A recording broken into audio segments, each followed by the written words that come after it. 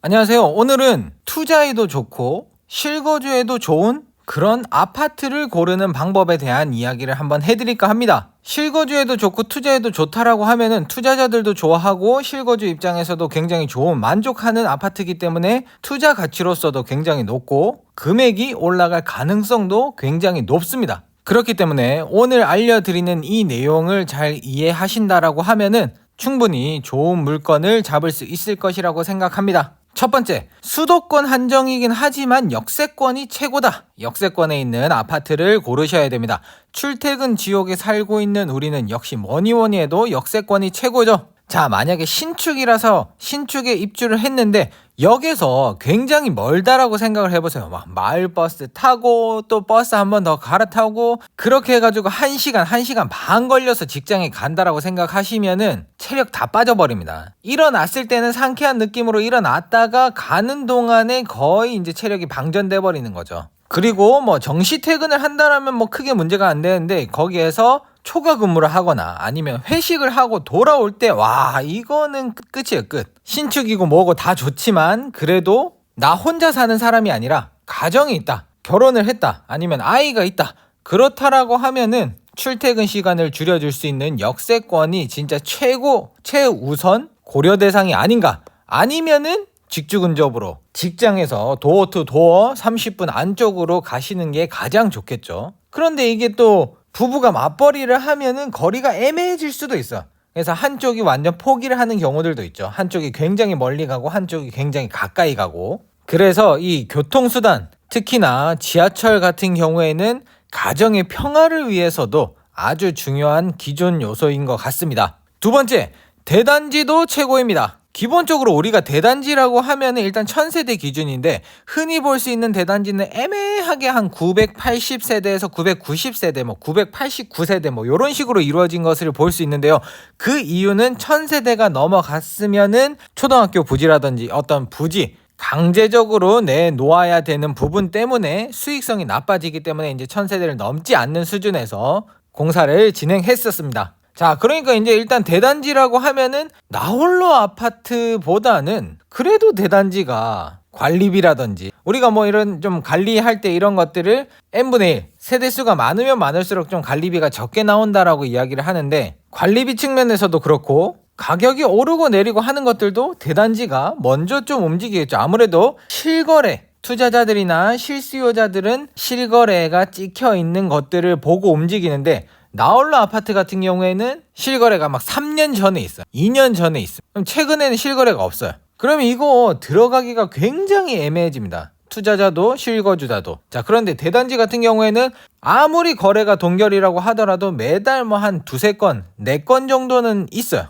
그러니까 요 정도에는 그래도 거래가 되는구나 라고 생각을 해서 살 때 안심하고 살 수 있습니다. 그렇다라는 말은 우리가 팔고 나올 때도 쉽게 팔 수 있다라는 거거든. 그러니까 우리가 매도까지도 생각을 해보자라고 하면은 이제 대단지를 추천드립니다. 자, 그러면 여기서 역세권 300세대 아파트 아니면 역에서 10분 거리의 1000세대 아파트 어디를 선택하시겠습니까? 당연히 역세권이 최고이긴 하지만 그래도 10분 거리의 대단지 아파트를 선택하시는 게 더 좋은 선택이 될 거라고 생각합니다. 다음은 대단지도 다 똑같은 대단지가 아닙니다. 자, 지금 보시면은 1284세대가 위치하고 있는데요. 요렇게 보시면은 지금 대단지예요. 1200세대가 넘어가니까. 자, 그런데 평수가 단일 평형입니다. 25평, 26평으로 나눠져 있지만 전용 면적은 59제곱으로 똑같아요. 똑같다라는 말은 단일 평형으로 구성된 대단지다. 자, 요런 구성의 대단지보다는 소형, 중형, 대형으로 이루어진 다양한 평형으로 이루어진 대단지를 추천드립니다. 소형으로 1200세대가 있는 것과 1200세대가 있지만 대형이 포함되어 있으면 아무래도 부지나 이런 부분들이 더 늘어나요. 그리고 단지 내에서도 이동하고자 하는 수요도 많고, 왜냐하면 살다 보면 이 동네에 그냥 정이 가버리거든요. 만약에 처음에 들어올 때는 별로 안 좋아 이랬는데 이 나갈 구실이 없는 거야. 세대의 뭐 평수를 늘리고 싶다 그러면 이 단지 안에서 평수를 늘려버리면 되거든. 근데 요거 같은 경우에는 25평 살다가 좀 늘려야겠다, 아니 여기는 괜찮은데 뭐 초등학교 중학교 바로 옆에 끼고 있고 식당도 있고 이러니까 괜찮은데 이동해야 될 것 같아.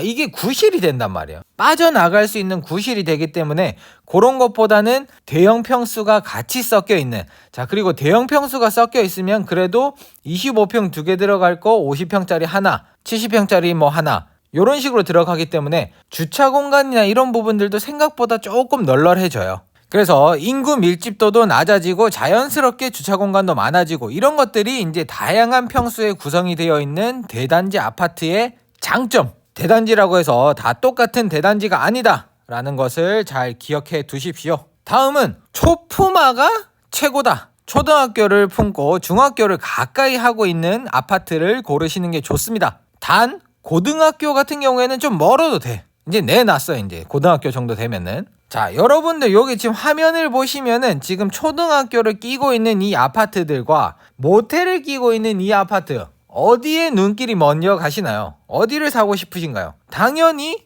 이쪽이겠죠. 설마 여기를 선택하신 분들은 없으시겠죠. 그렇기 때문에 학교를 끼고 있는 아파트는 사실 절대적입니다. 우리나라 사람들은 학군, 학원가 요런 것 따라서 굉장히 이제 빠르게 움직이기 때문에 그런 부분들을 놓치시면 안 돼요.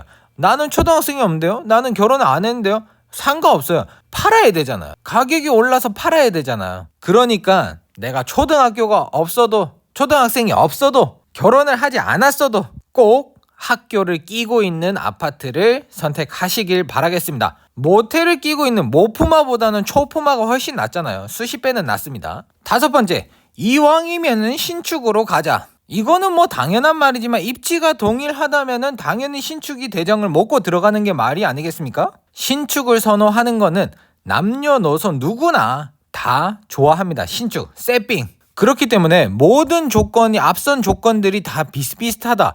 그러면 당연히 신축이 대장이죠. 그런데 이제 만약에 내가 투자를 하고자 하는 물건이, 아니면 내가 사고자 하는 물건이 구축이다. 내가 원하는 조건이 다 맞는 걸 따져보니까 구축밖에 없다. 그러면은 애매한 구축보다는 한 30년 이상 된 물건을 그냥 가져가는 게 훨씬 더 좋지 않을까 생각이 됩니다. 아파트 같은 경우에는 30년 이상 되더라도 안에 리모델링만 좀 잘 해놓으면은 사실 몬테크라고 할 정도로 불릴 정도는 아닙니다.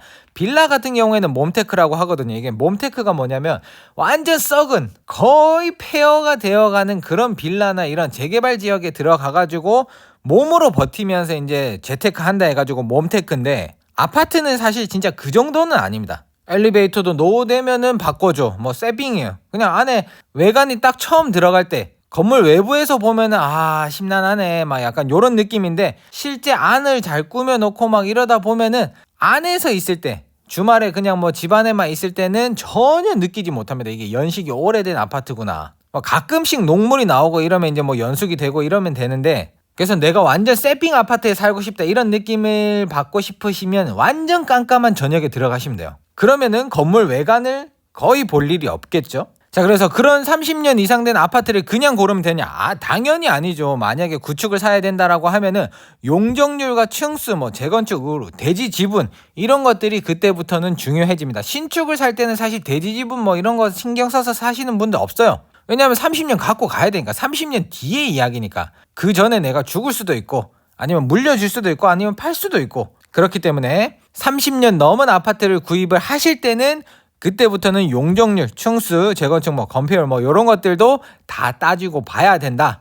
이렇게 말씀드리겠습니다. 사업성과 대지 지분들은 밀접한 관련이 있기 때문에 꼭 확인하시길 바라겠습니다. 마지막, 대장을 따라가자. 지역마다 대장 노릇 한다는 아파트들이 있다고 제가 말씀드렸습니다. 대장이 뭐냐? 제가 앞서 말씀드린 그 모든 조건을 가지고 있는 애들이에요. 역세권, 역을 끼고 있거나 대단지이거나 다양한 평수를 가지고 있고 초품하고 학교를 끼고 있고 신축이고, 그러면 대장이에요. 그러면 대장. 보통 우리는 평당가가 가장 높은 아파트를 대장이라고 부르는데, 그 대장 자리는 신축, 그 같은 입지에서 신축이 들어온다라고 하면 그 대장 자리를 자연스럽게 넘겨줄 수밖에 없습니다. 자, 그러면은 대장을 한번 확인해 볼까요? 아파트 실거래가 아실에 들어가셔가지고 지금 뭐 이제 84제곱으로 해가지고 제일 비싼 아파트를 선택을 하시면은, 자, 한번 보겠습니다. 자, 요거 보세요. 지금 34평에 41억,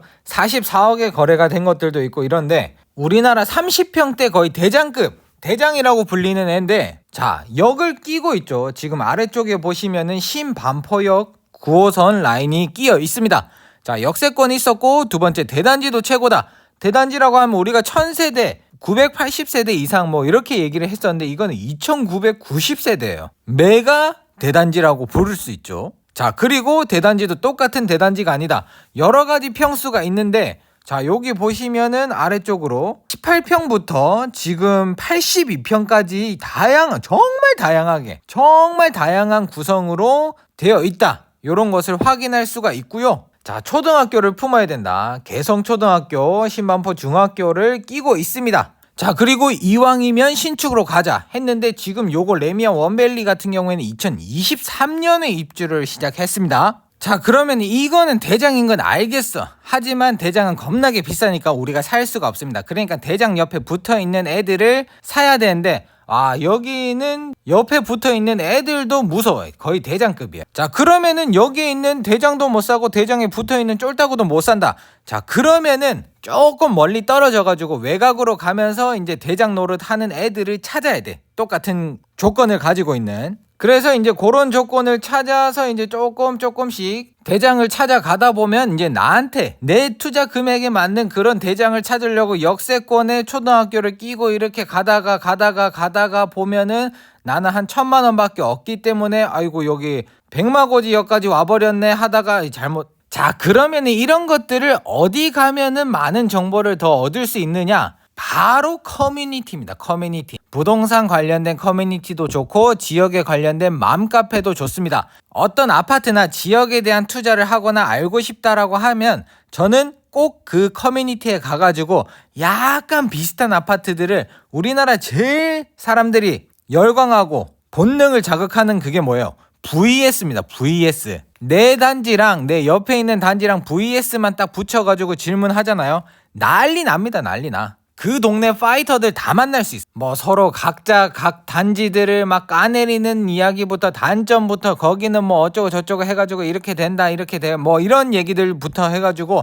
우리 아파트의 장점, 요런 것들이 막 대댓글로 막 어마어마하게 달립니다. 서로 막 싸우기도 하고. 자, 그러면 일단 싸움을 붙여놨기 때문에 그거를 조용히 앉아가지고 손쉽게 정보를 취득하시면 되겠습니다. 그뿐만 아니라 커뮤니티에서는 그 지역에 대한 뭐 전반적인 이야기를 들을 수도 있기 때문에 꼭 참고해 보시길 바라겠습니다. 지난번에 올려드렸던 급매물 잡는 방법에 대한 영상이 예상외로 많은 반응이 있어가지고 저도 사실 좀 놀랐습니다. 댓글도 많이 주시고 응원도 많이 해주셨는데요. 더 열심히 영상 만들어 보도록 하겠습니다. 감사합니다.